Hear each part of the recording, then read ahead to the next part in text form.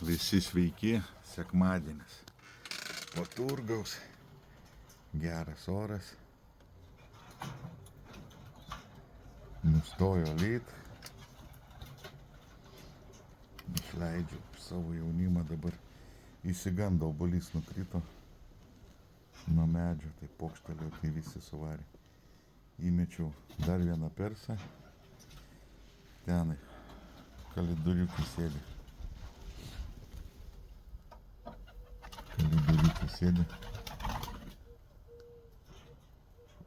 Dar neina į lauką.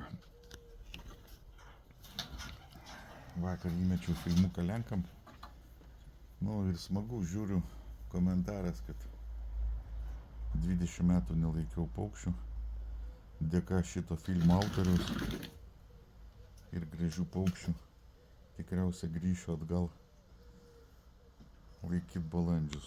Tiesiog smagu, sakau. Žiauriai geras komentaras ir, kaip sakyt, žiauriai geras pliusas man kaip autoriui to filmuko. Kaip sakyt, labai džiaugiuosi, kad jeigu žmogus grįš laikyt paukščių, vienu daugiau bus balandininkų. Vėlgi, vienu daugiau bus balandininkų. Gaila, aišku, ne pas mumi, bet Lenkijoje. Bet vis tiek gerai. Gretos padidės paukščių augintojų, ir šaunuoliai. Noriu parodyti va gerą daiktą. Aš, aišku, turėjau ir dabar užsakėm, reiškiasi, nuo kirminų 0,5 ml, 1,5 ml ant litro vandens. Reiškiasi 5 dienas iš eilės pagirdom. Žolinis vaistas, žolinis. Labai veiksmingas. Aišku, šiaip aš tų kirmelių neatsimenu, kada buvo pas mano paukščius, nes česnakas, aliejus, česnakas į vandenį, visi kiti priedai, vat, reiškiasi, apsinodijimus nukenksmina, priedas į grūdus maišyti, reiškiasi, grūdus, toksinus visus užmuša. Tai, tokių dalykų mažai turiu. Kirmelių pas savo paukščių 100 metų nemačiau, bet kas liečia. Vat, jeigu nukirminti, tai šioje savaitėje dar užsakysiu. Savo esu pasilikęs. Tai va, taip, kad jį galima girdyti kas mėnesį, nesvarbu, perėjimus, šėrimuose. Jeigu turite, reiškiasi, paukščiai turi kirmelių, tai va, būtinai. Ir reiškiasi, po 10-12 dienų pakartot, reiškiasi, tai po 2 savaičių, reiškiasi, ir užmušite iš kiaušinėlių įsiritusias kirmelės. Va toks 500 ml. Geras, tvarkingas daiktas, kurį rekomenduoju, nenunodysite savo paukščių ir manau, kad padės jums. Tai va, noriu pastebėti labai šaunuoliai. Šį turgų nustebinat, kaip baisiai rūpinatės paukščiais. Daug kas rūpinasi į priekį, va, teisingas požiūris. Ne tada, kada serga, bet į priekį. Reiškiasi, ir visais tai žoliniais daiktais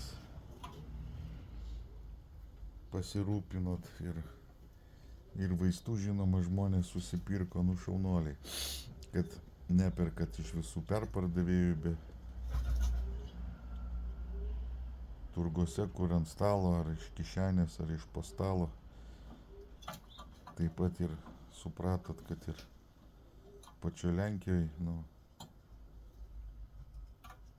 turguose nelabai kokybiškos prekės ir, kaip sakyti, jos vežiojamos autobusuose, paliekamos, ten neiškraunamos ir vėl vežamos, dakrautos, nu, laikoma ant prekystalių, ant saulės vaistus, reiškisi, kad, nu, tikrai nekokybiškai.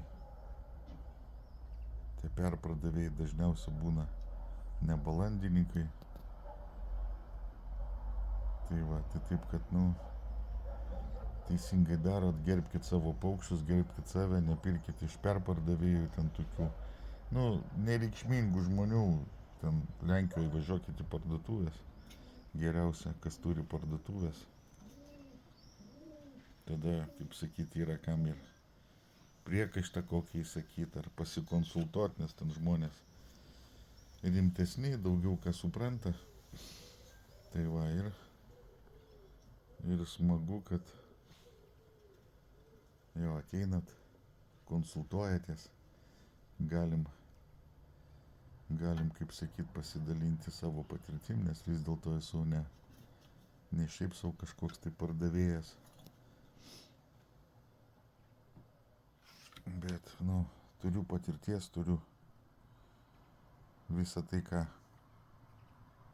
yra įvežta į Lietuvą, viskas eina va per šitus paukščius, reiškiasi, išbandyta, kaip sakyt, savo paukščiams nelaimės nelinkiu. Tai va, o jūs, sakau, galvokit prieš pirkdami, pas ką perkat, kur perkat, dėl ko perkat, ar dėl kelių eurų sutaupyti, ar tam, kad tikrai padėtų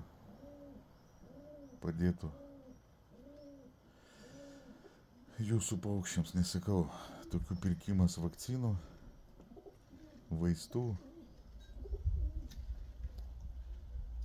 nu, tikrai, kaip sakyt, nepadės 2 eurais pigiau, dėl to, kad laikymo sąlygos, aišku, ir visa kita susideda į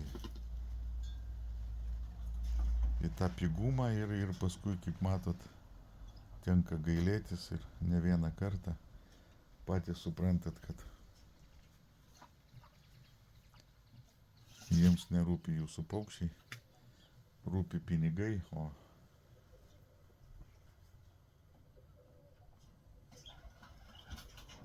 duodami paukščiams visokius tokius dalykus, tai, nu, turit būti tikri, kad tai kažkiek tai padės, bet nepakenks jūsų paukščiams. Žinot, kad, nu, visi mes tas ligas nustatinėjam, kaip sakyti, iš pasakojimų, iš tyrimų nieks nepadarysim, tikros ligos nenustatysim, bet bent neužmušime paukščių. O ten galite ir netekti savo paukščių, taip kad žiūrėkit, nes vaistų saugojimas, vakcinos saugojimas turi savo taisyklės. Reiškiasi, bent vaistai turi būti tamsioj, sausoj, vėsioj vietoj saugojami. Vakcina turi būti transportavimo sąlygos, laikymo sąlygos. Nesvarbu, kokiam skystam ar miltelių pavidale, jinai turi būti suelgiamasi kaip su vakcina. Taip kad sakau, karti patirtis yra, daug kas seniau ir iš Lenkų yra prisipirkę iš bagažinių ir paskui sako, vakcina ar ten vaistai nepadeda, nes, nu, sakau, nieks kitas jumi neapsaugos, jeigu patys savęs nepasisaugosite. Tai va, mano paukštukai, matot, maudosi antrą dieną duodasi. Ant lietaus nespėjau išleist, buvau čia biškių siemęs.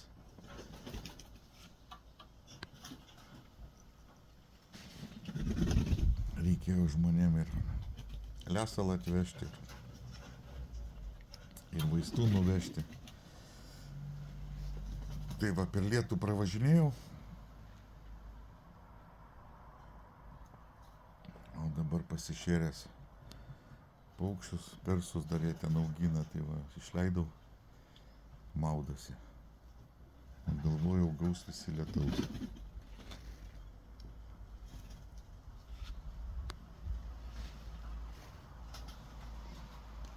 Na, persai. Jauniklis va ten sėdi. Vakar įmečiau. Dar nelabai aktyvus. Nieko, pripras. Dar šiai savaitį tikriausiai perkelsiu, nu, kaip sakyt, krūvą grįžiukų. O taškosi. Daug kas irgi parazitų turi. Aš nežinau, man tai labai gerai, nu aš va. Va toks va daiktas. Nu. Sako, duodu maudytis nepadeda, nu nesąmonė. Paprastas vanduo ir tai neleidžia blusam, kaip sakyt, kaip tie laukiniai karveliai dabar neturi nei šampūnų, nei lašų. Kažkaip tai kovoja, maudosi lietui ir maudosi, smėliai lietui. Nežinau, paukščiai neturi, aš va, tai druska, tai actą obuolių pilu, tai kažkaip nežinau. Neturiu aš tų parazitų, kad ten reikėtų kažkaip tai. Nežinau, duokit dažnai maudytis, pripilkit. Tik sakau, nepilkit šalto, nes nu, daug labai pirko, sako, pasimaudė, pradėjo čiaudėt. Nepilkit šalto vandens. Vanduo turi būti nusistovėjęs. Sakau, nusistovėjęs, nes nu 30 laipsnių, 35, vanduo plus 8, jum iškart mirtis, iškart sloga. Vien tik tai, kad balandiniai daug dulkių, dabar šeriasi paukščiai. Ne, tai ornitozės, plus dar peršala. Pradeda kreksėt, peksėt, čiaudėt ir taip, kad neduokit šalto vandens. Šaltas vanduo tai yra blogybė paukščių. Turi būti lauko temperatūros vanduo. Neturit laiko nusistovėt, pilkite drungną vandenį iš krano. Ir neturėsite problemų su slogom. Tai tiek.